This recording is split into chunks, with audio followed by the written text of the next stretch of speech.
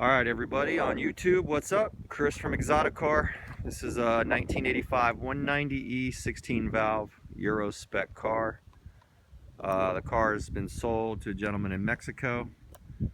This is my second favorite car that I can afford, and I say that because obviously I can't afford Lamborghini Murcielagos and Ferrari F40s and stuff like that, so I got to buy cars that I actually can afford. And so this is the second favorite car of mine. My first is a 911. Any air-cooled 911 is cool. And that's the reason I had to sell this car, is because I purchased a 911, which I'm actually building into a show slash street slash track car. And this one had to go. I just got done working on this. I worked on this car for about 3 months. I bought it, it was in pretty bad shape. I mean, the paint was still nice and, you know, a couple good pointers here and there, but overall I'd say it was maybe a 5 or 6 on a scale of 1 to 10. But as you can see now, the car's changed. I did a complete suspension overhaul, including removing the rear subframe, all the bushings that are in the back of these cars, which if anybody's worked on one, they know it's a lot. Like I said, this is the Euro spec version. So I had to sell it, but I wanted to make this video before it goes to Mexico. And I wanted to talk about it a little bit. A couple people on YouTube said make a longer video. I've made a couple short ones. You can see this overall stance is really nice. It's lowered on Bilstein Sport Shocks, Vogtland springs, and sitting on Rotiform LHR wheels. 17x9 in the rear, 235/40/17, 17x8 in the front, 205/40/17. This car does have the Caro interior, which is the Euro spec only interior. As you can see here, probably doesn't pick it up too well in the light. See it on the door panel there, but I put a Brabus steering wheel in the car. That's an old 80s Brabus steering wheel. I really love the look of the wheel. I love the feel of it. Took this car to Daytona a couple weeks ago for the Rolex 24, and it performed flawlessly. Had a great drive up there. And on the interstate, man, this car really does well. It really keeps up with modern day traffic. I rode up there with an M4 and a 911 997S that my buddy has, and we had a good drive. As you can see, and this thing's in really good shape. The interior came out really nice. I steam cleaned everything and treated the leather, and has the headrest in it. I'm not ever editing my videos, guys, so sorry for my mess ups and imperfections, but this is the best I can do for you. Of course, the color is the blue black Mercedes 199.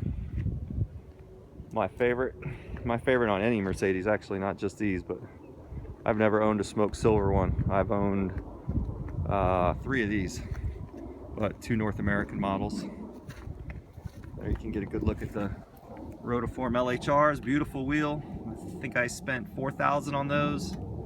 Another $600-700 in tires. See if we can look up underneath the car. Here's the gold subframe. Pulled that out, powder coated it. Did all new lower control arms. It's got the W124 brake upgrade on it. Steel braided brake lines. Brand new Yokohama S-lines tires. I don't know if you can see that the back deck has been, it was completely faded to white, so I pulled it out and had it rewrapped in black suede. It's not original to the car like that, but I wasn't really concerned about that. A lot of people will grill me for that, but hey, it's my car, and I think it turned out pretty nice. Brand new short shift kit where you extend the shift rods. Brand new factory OEM shift handle. Good look at the front seats. In a really nice condition. They do got a a little sag through here. When you sit down, your butt kind of sinks in there. 31 years old, I mean, that's normal. Just a good look at the front seat. You can see a little wear and tear in the middle there where your butt sits. But I mean, like I said, if it didn't have that, then I would think something's up. No bleeding lap timer, that was all taken care of. Another good look at the Brabus. Crack-free dash. Door panels are all really, really clean. You can see the hole in the side of the door where the American crash regulations, they install the crash beams on the cars when it gets federalized, and these were then again removed.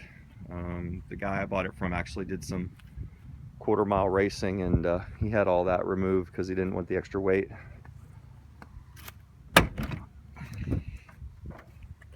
Here's your hazard triangle. So I don't know what else you guys would like to see about the car. I'm not the best at these videos. I'm not a YouTuber. I just kind of do this for fun. I just do it for the love of cars. Let's see here. This is what you see when you sit in it. 96,782. Fired it up.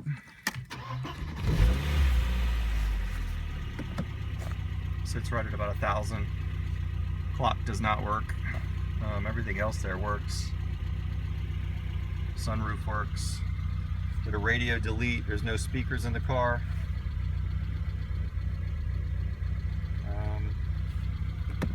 Yeah, and you guys know what the engine looks like. I mean, it's nothing special. Looks just like any other 190 E16V. But yeah, that's it. I mean, really cool car.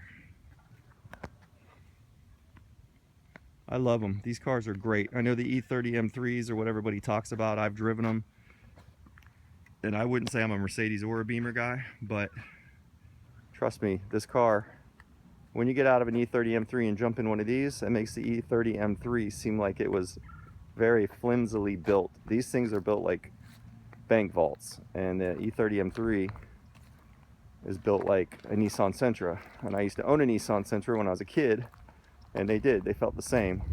Very, just when you shut the doors, very kind of pingy and hollowy, and these, you shut the door and it's like an S-Class. I mean, it's just a solid thump.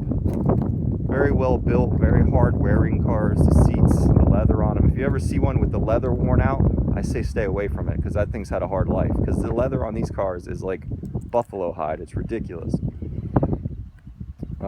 That's one thing. First thing I look at is seats. If I see the seats are worn hard, I won't buy the car. I just know it's had a tough life.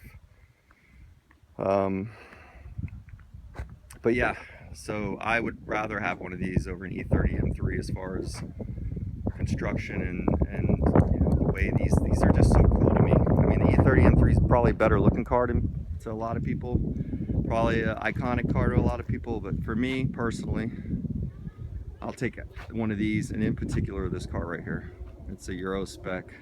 It's customized the way I like it, with a cool steering wheel, cool wheels and tires, Caro interior, lowered suspension, all fresh suspension. Everything's good on this car. Sway bar brackets and bushings, new muffler, new exhaust, just on and on and on. I dropped about 10 grand into the car, and I did all the labor myself, so that would have been another 3 to 4 grand probably, estimating. So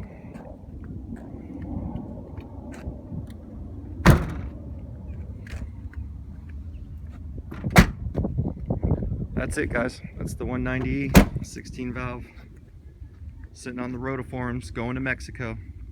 Next video I make of the car that I'm building now is going to be a wide body 911 monster. Hope you guys enjoyed the video. Like I said, I don't edit. I'm not good at this. I'm not perfect, and all my opinions are of my own. You know, I'm sure the E30 M3 guys are gonna get crazy on me. You know, you can do that. All I would say is, if you haven't driven one of these, drive one of these and then start making comments.